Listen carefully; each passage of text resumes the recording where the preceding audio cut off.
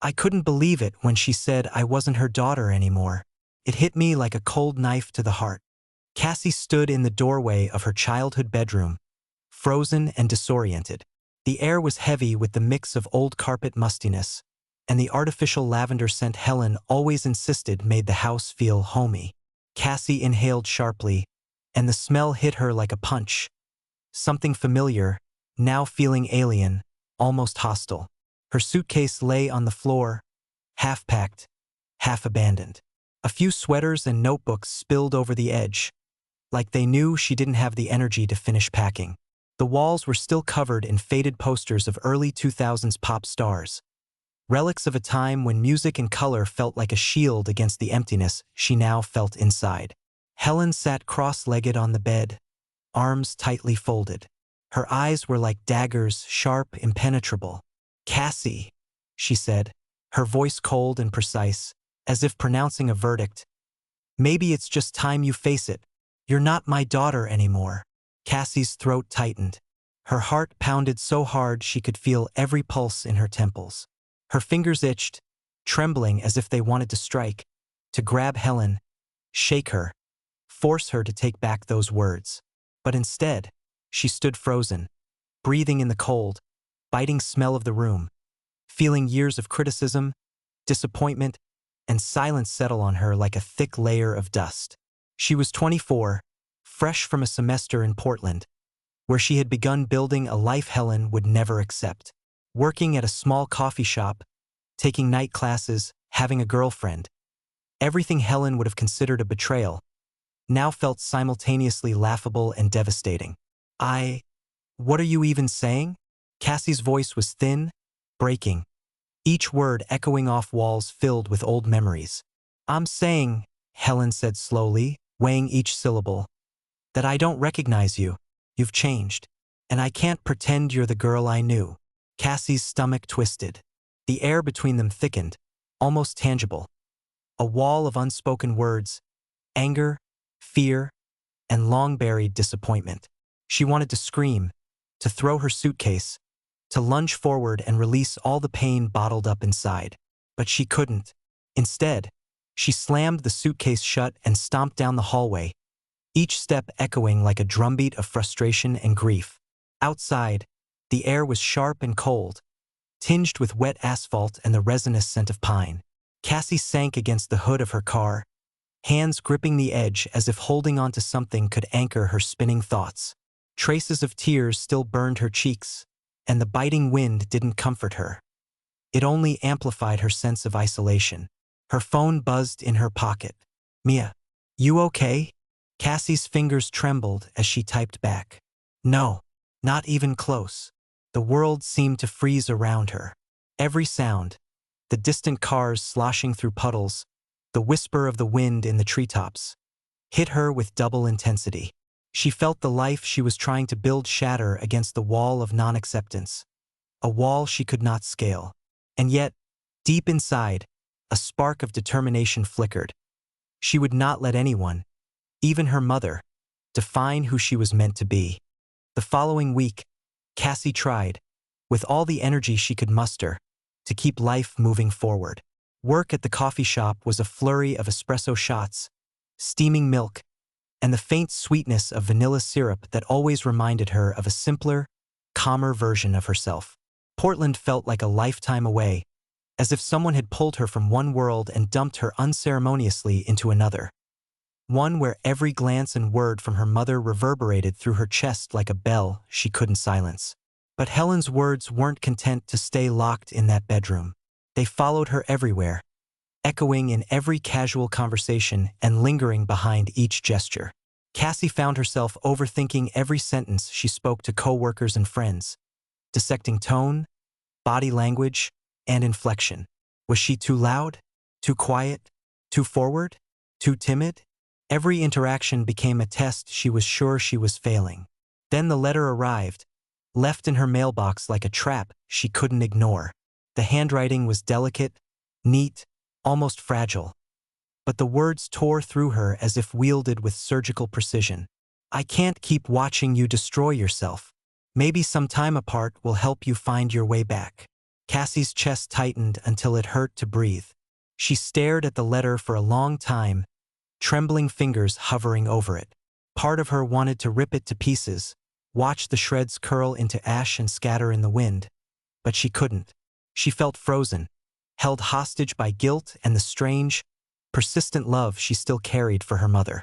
Instead, she sank onto the couch in her tiny studio apartment, worn cushions sagging under her weight, and let herself cry. Hot tears spilled freely, running over the bridge of her nose, soaking into the sleeves of her hoodie.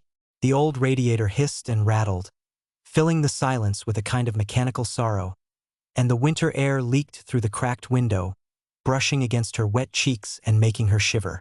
Nate, her roommate, appeared with 2 beers in hand. He sat down beside her, close but not intrusive, letting the quiet stretch between them. "You okay?" he asked, voice low and steady, a soft anchor in the storm of her emotions. "No," she admitted, voice raw and ragged, like sandpaper. She wants me gone. Like I'm not even her daughter anymore." Nate didn't push. He simply handed her a beer. She took it, the cold aluminum pressing against her palm, grounding her in the present. They sat in silence, the room faintly smelling of stale pizza from last night and the biting chill of winter creeping in.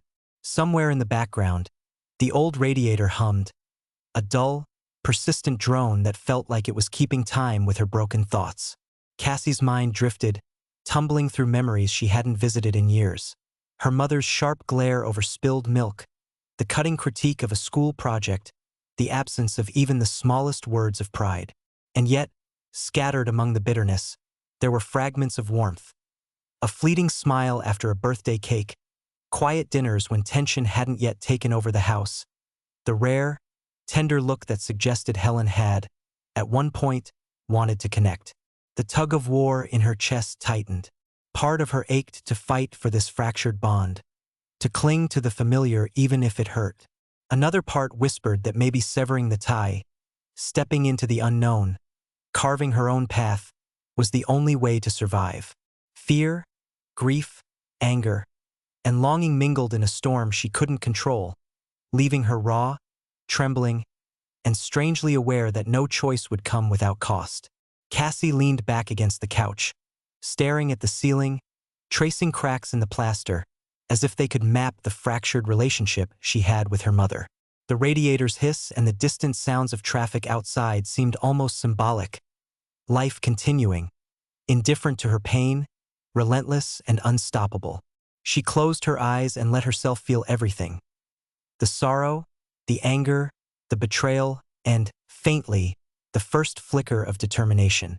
Maybe she thought she could survive this. Maybe she could even find herself in the rubble of what was left. The night she finally went back to her childhood home, the world outside was blanketed in snow. Heavy, lazy flakes fell in silence, landing on her eyelashes and clinging to her hair, making each step on the icy sidewalk feel like walking through a dream or a nightmare. Streetlights cast halos around the falling snow, blurring the edges of the familiar neighborhood into something unreal, something she didn't quite belong to anymore. Cassie's heart pounded in her chest like a drum. Each step toward the front door made her stomach churn, twisting nerves and anger and grief into a single, burning knot. She could smell the faint tang of smoke from the neighbor's fireplace, the pine from the front yard trees, the icy bite of the winter air. It all seemed hyper-real, as if the world had sharpened itself to witness this confrontation. Inside, Helen sat at the kitchen table, her hands wrapped around a steaming mug of coffee. The steam curled up and brushed against her face like a ghost, and her eyes, so familiar, yet distant, watched Cassie enter. "Cassie," she said, voice quiet, almost fragile, but underneath, there was the familiar steel. Cassie's chest tightened. She could feel the heat rising, the anger and fear coiling in her stomach. "I can't do this anymore," she said, her voice breaking, a mixture of tears and defiance. "I've tried. I've really tried to be the daughter you want me to be. But I'm not her. I can't pretend anymore." Helen's lips pressed into a thin line. She shook her head slightly, eyes glistening but hard. I just don't know how to handle it. You're not following the path I imagined for you. It terrifies me. Cassie's throat constricted. Grief, anger, and something else. A strange, painful clarity burst forth. Love isn't supposed to terrify someone, Mom. Love is supposed to hold you up, not make you feel like you're drowning. The silence that followed was heavy, filled with the hiss of the old radiator, the occasional whistle of wind sneaking through the eaves, and the faint, comforting smell of brewed coffee mixed with the sharp chill of winter.